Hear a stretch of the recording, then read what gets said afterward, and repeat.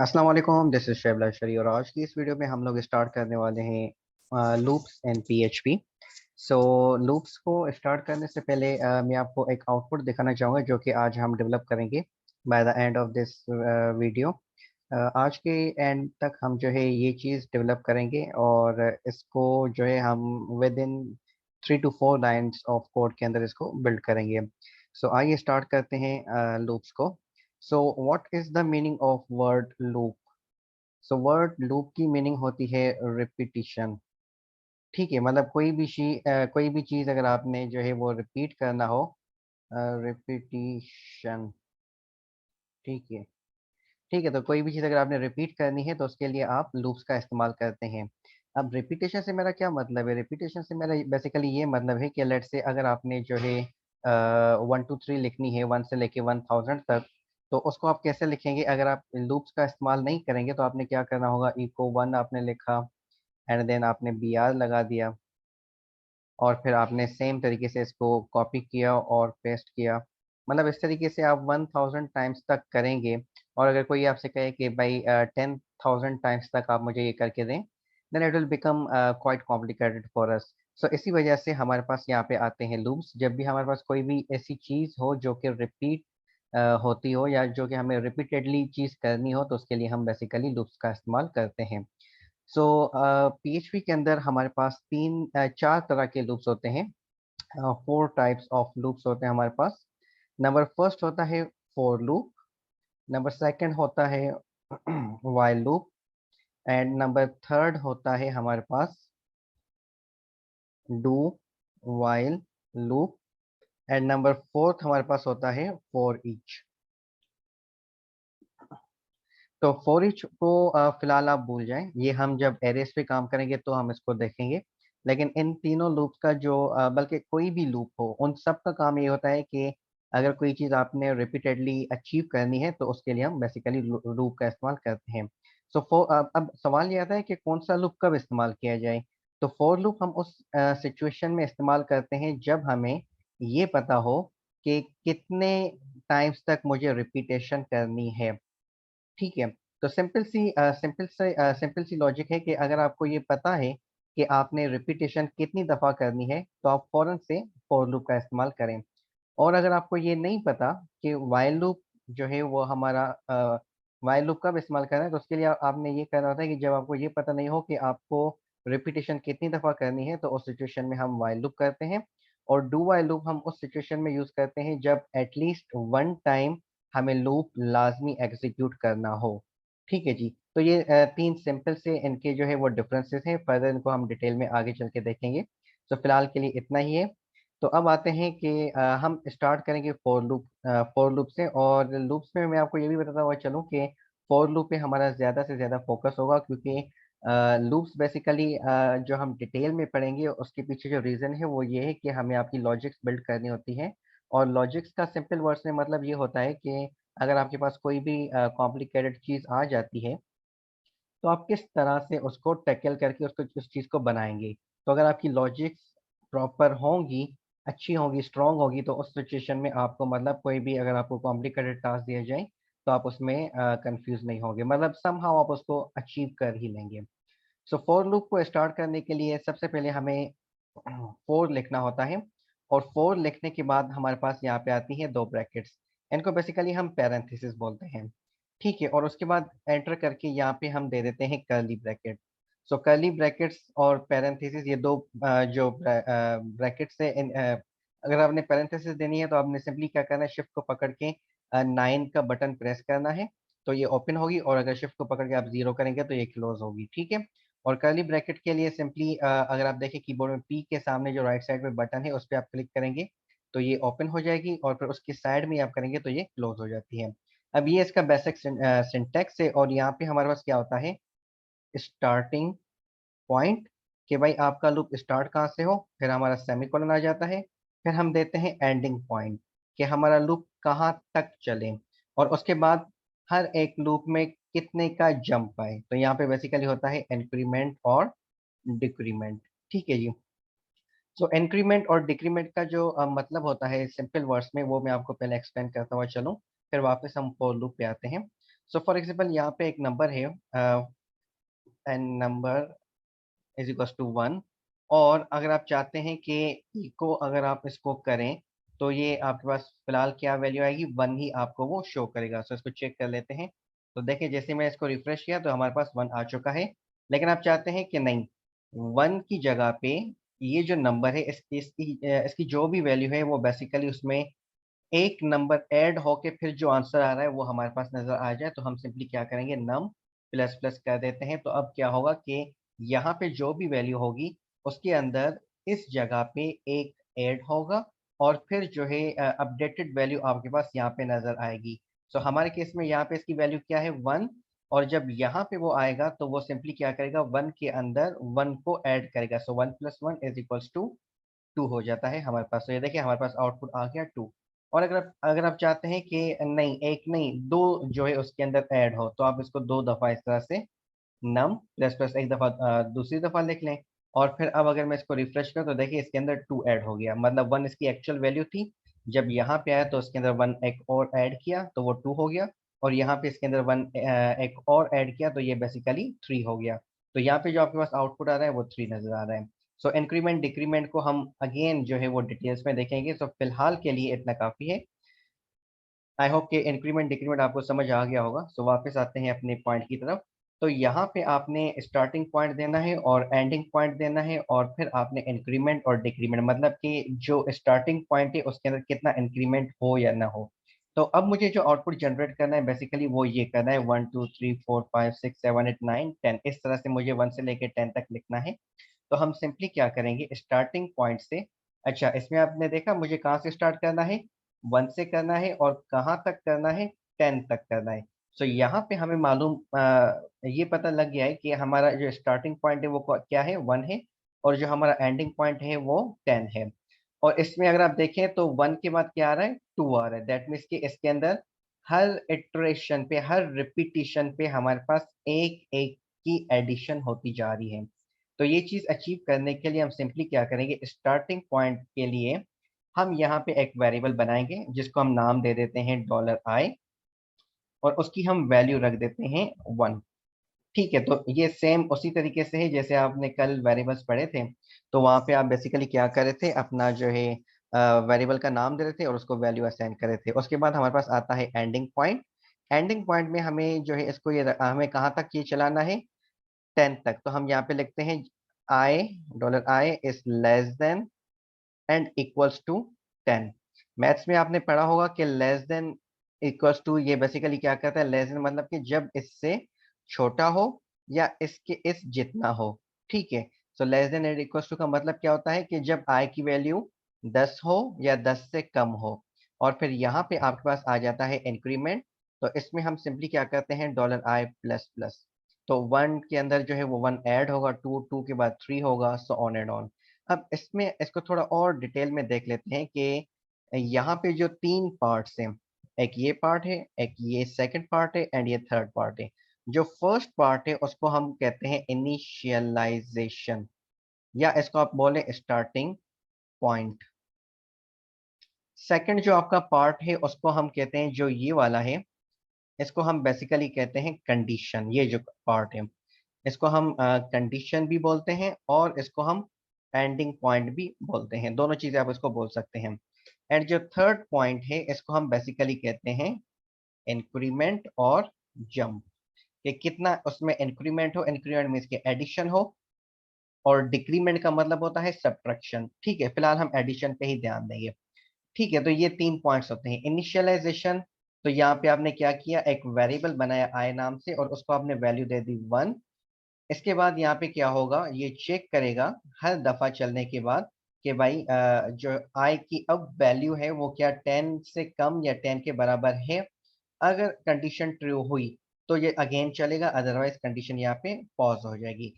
ठीक है, तो अब इसको सिंपली हम क्या करते हैं, यहाँ पे हम लिख देते हैं इको $i, एंड देन एक दफा हम लाइन को ब्रेक कर देते हैं। सो यहाँ पे ये लिखने के बाद हम इसको सेव करते हैं और यहाँ पे आके इसको रिफ्रेश करते हैं। तो देखिए परफेक्टली 1 2 3 4 अप टू 10 आपका जो आउटपुट है वो जनरेट हो गया है। तो आपने देखा कितनी आसानी के साथ आप जो है वो रिपीटिशन परफॉर्म कर सकते हैं। लेट्स से अगर मैं यहाँ पे 100 कर देता हूँ तो अब आप देखिएगा जब मैं इसको रिफ्रेश करूंगा तो ये 1 से लेके 100 टाइम्स तक चलेगा। तो आप देख रहे हैं कि कैसे आसानी के साथ हम अपनी चीजें जो है वो अचीव कर रहे हैं। अब ये बेसिकली प्रोसेस हो कैसे रहा है, ये चीजें चल कैसे रही हैं, ये फॉर लूप चल कैसे रहा है, इसको मैं थोड़ा एक्सप्लेन करने की कोशिश कर रहा हूँ। तो यहाँ पे 3 पार्ट्स है, 3 स्टेटमेंट्स है। सबसे पहली जो स्टेटमेंट आपकी चलेगी वो चलेगी ये वाली, $i = 1 यहाँ तक।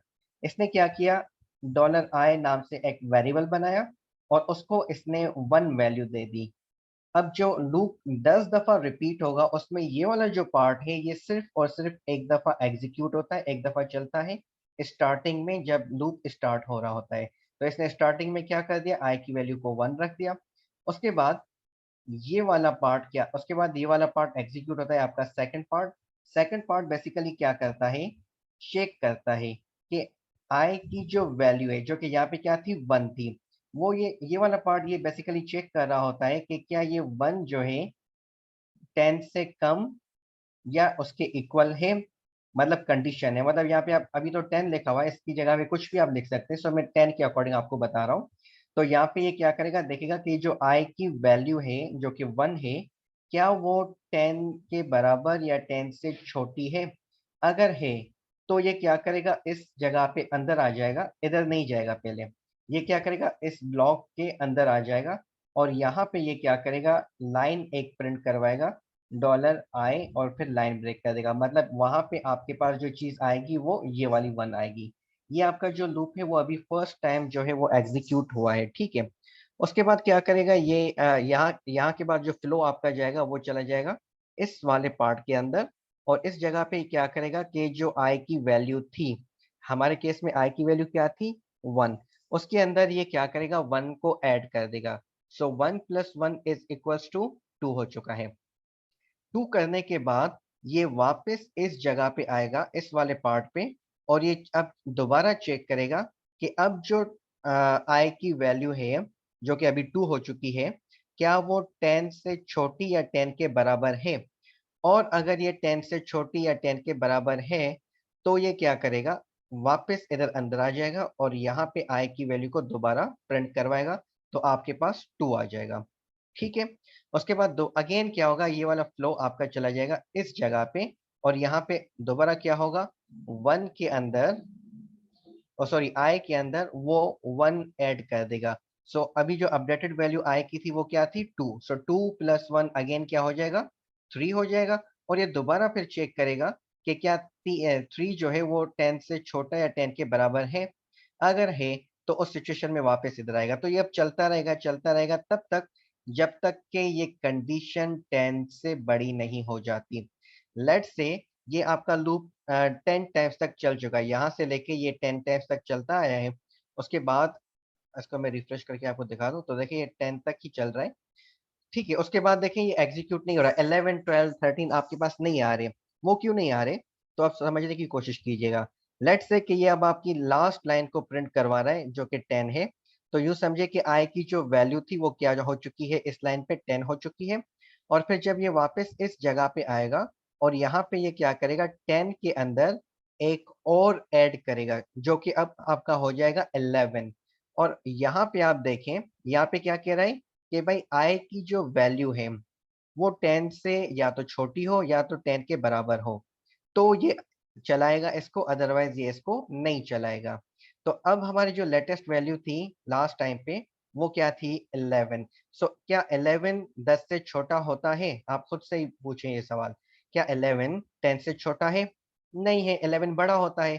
दैट मीन्स कि आपकी जो कंडीशन है ये फॉल्स हो गई। फॉल्स होने के बाद अब ये दोबारा इस लाइन को प्रिंट नहीं करवाएगा और आपका जो कोड है वो फॉर लूप से बाहर आ जाएगा। सो ये था बेसिक कॉन्सेप्ट आपके फॉर लूप के एग्जीक्यूशन का या उसके फ्लो का, ठीक है जी। सो इस तरीके से हम बेसिकली फॉर लूप के ऊपर काम कर रहे होते हैं। अब आते हैं कि अगर हमें इसके अंदर कोई भी चीज डेवलप वगैरह करनी हो तो वो हम किस तरह से करेंगे। अब लेट्स से मुझे जो चीज बनानी है वो बेसिकली बनानी है गैलरी। सो गैलरी बनाने के लिए सबसे पहली जो चीज आपके पास होनी चाहिए वो गैलरी होनी चाहिए, मतलब पिक्स होनी चाहिए। तो यहाँ पे मैं, ये मेरी फाइल पड़ी हुई है PHP की और यहाँ पे मैंने एक फोल्डर बनाया है गैलरी के नाम से। और इसके अंदर मैंने तकरीबन 6 जो है वो इमेजेस रखी है। यहाँ पे मैंने सिर्फ एक ट्रिक इस्तेमाल की है, वो ये कि हर इमेज को मैंने एक कस्टम नाम दे दिया है, एक नंबर दे दिया है 1 2 3 4 5 6। इन स्टार्टिंग की अभी हमारी जो है वो बेसिक क्लासेस है, तो इसी वजह से हमें इस ट्रिक को फॉलो करना होगा। इनको मैंने नाम दे दिए हैं 1 से लेके 6 तक। और दूसरी चीज का जो आपने ख्याल रखना है कि इन सब की जो इमेज की टाइप हो वो सेम हो। मेरे केस में सब जो है वो जेपीजी फाइल्स है। अगर आप जेपीजी फाइल्स मतलब आप जब इसको ट्राई करें तो आप भी कोशिश कीजिएगा कि आपकी भी जो इमेज की टाइप्स हो वो भी सेम हो। अगर वो सेम नहीं होगी तो आपकी जो ये ट्रिक है वो फेल हो जाएगी। लेकिन आगे चल के हम देखेंगे कि अगर इमेज जेपीजी हो या पीएनजी हो या बीएमपी हो, कुछ भी हो, हमारा काम हो जाए, ये हम आगे चल के देखेंगे। तो यहाँ पे अब अगर हमें ये चीज अचीव करनी है तो उसको अचीव करने के लिए यहाँ पे अगर आप देखें तो आपके पास कितनी इमेजेस है, 6 इमेजेस हैं। तो और इसकी जो नंबरिंग है स्टार्ट कहाँ से हो रही है, 1 से हो रही है, और ये कहाँ तक जा रही है, 6 तक जा रही है। दैट मीन्स कि आपका जो लूप चलेगा वो 1 से लेके 6 तक चलेगा यहाँ पे। सो यहाँ पे हम लिख देते हैं $i = 1, $i << और $i++ मतलब कि अब ये क्या करेगा, 1 से लेके 6 तक एग्जीक्यूट होगा। मैं आपको करके दिखा देता हूँ। इसको मैंने यहाँ पे रखा और यहाँ पे आके इसको सेव कर रिफ्रेश कर देते तो देखिए 1 से लेके 6 तक चल रहा है। अब मुझे सिंपली क्या करना है, 1 2 3 प्रिंट नहीं है करवाना। और 1 1 2 3 प्रिंट भी हम क्यों करवाएं, हमें तो एक्चुअल चीजें बनानी है ना। तो यहाँ पे अब मैं सिंपली क्या करूंगा, इको। एंड आई होप कि आपने मेरे प्रीवियस लेक्चर्स देखे होंगे जिसमें मैंने इमेजेस आपको लगाने सिखाई थी।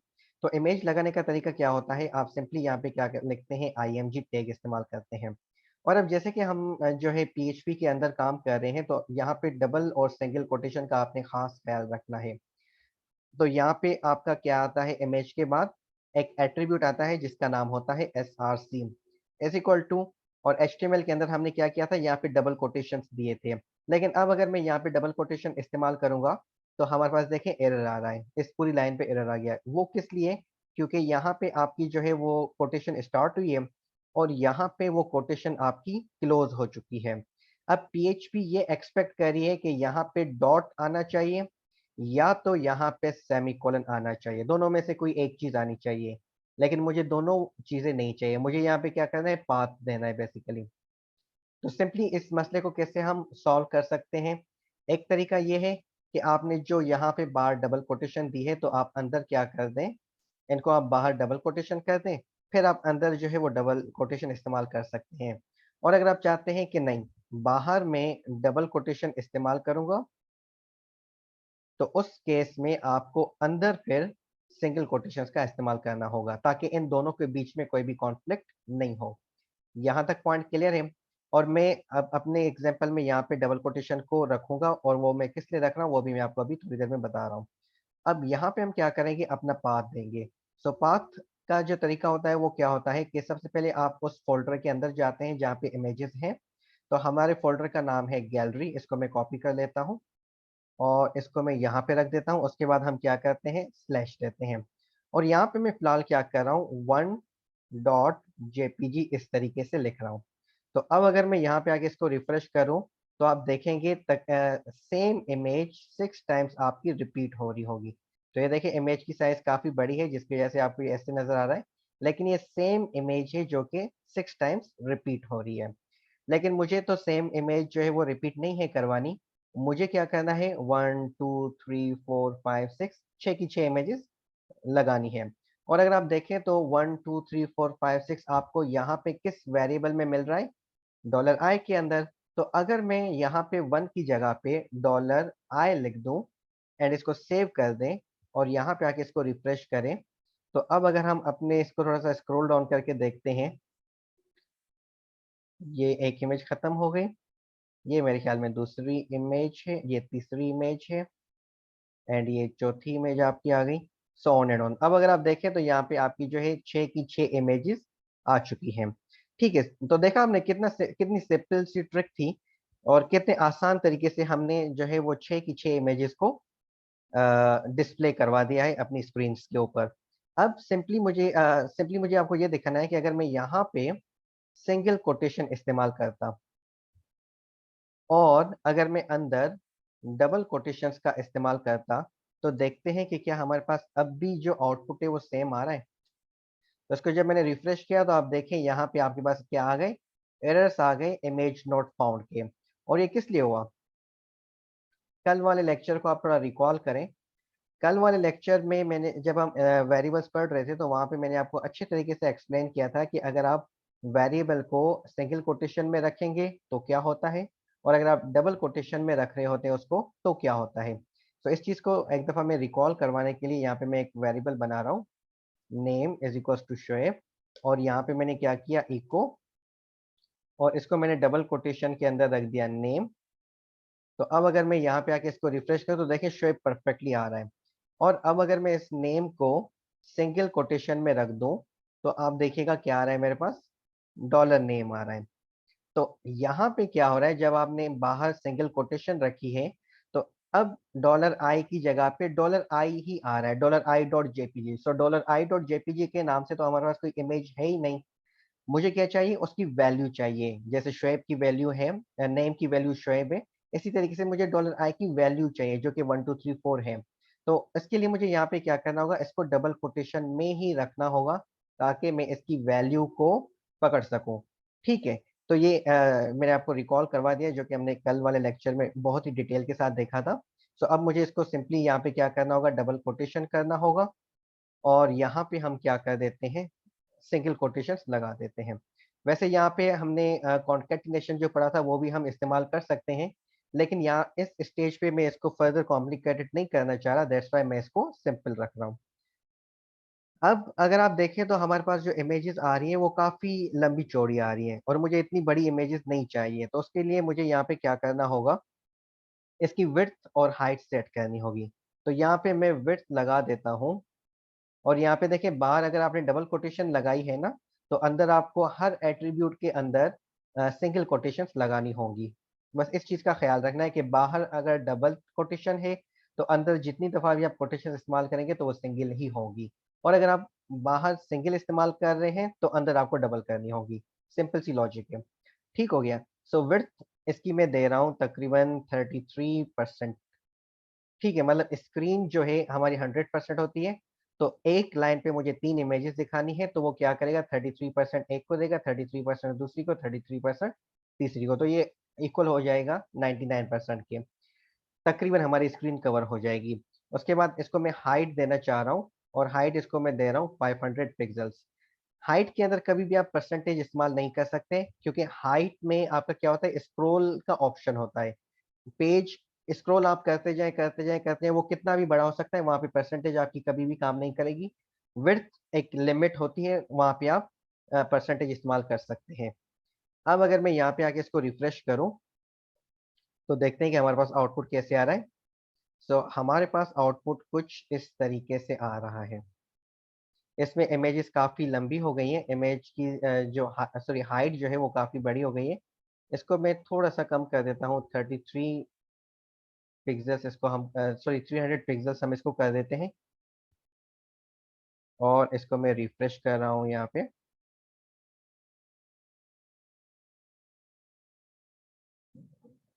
स्टिल बल्कि मेरे ख्याल में सही है ये, इतनी बुरी नहीं लग रही।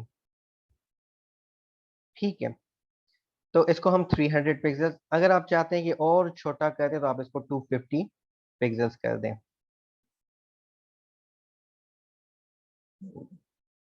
सही है, काफ़ी है। या 200 कर लें यार।